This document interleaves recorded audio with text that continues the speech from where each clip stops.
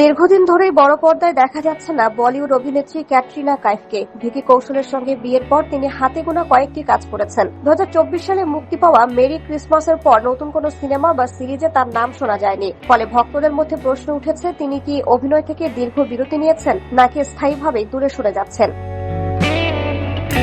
বর্তমানে আলোচনায় রয়েছে মাতৃত্বের দায়িত্বে সবচেয়ে বেশি সময় দিচ্ছেন অভিনেত্রী। পরিবার ও সন্তানকে ঘিরে এখন তার ব্যস্ততা। মুম্বাইয়ের জুহুর সমুদ্র তীরবর্তী বাসভবনে স্বামী ও সন্তানকে নিয়ে সময় কাটাচ্ছেন তিনি। সম্প্রতি বিদেশ সফরও সেরেছেন এই তারকা দম্পতি। তবে বলিপাড়ায় একাধিক সূত্রের দাবি, ক্যাটরিনা অভিনয় ছাড়ছেন না, বরং ধীরে ধীরে নতুন কাজের পরিকল্পনা শুরু করেছেন। জানা গেছে, মাতৃত্বের দায়িত্ব সামলানোর পাশাপাশি তিনি কয়েকটি চিত্রনাট্য পড়ছেন এবং নিজের পরবর্তী প্রজেক্ট বেছে নেওয়ার বিষয়ে খুবই সতর্ক। খবর অনুযায়ী সবকিছু পরিকল্পনা অনুযায়ী এগোলে 2027 সালের দ্বিতীয়ার্ধে শুটিংয়ে ফিরতে পারেন ক্যাটরিনা। তবে প্রত্যাবর্তনের জন্য তিনি কোনো তাড়াহুড়ো করতে চান না। এমন একটি গল্প ও চরিত্র খুঁজছেন যা তার কামব্যাককে স্মরণীয় করে তুলতে পারে।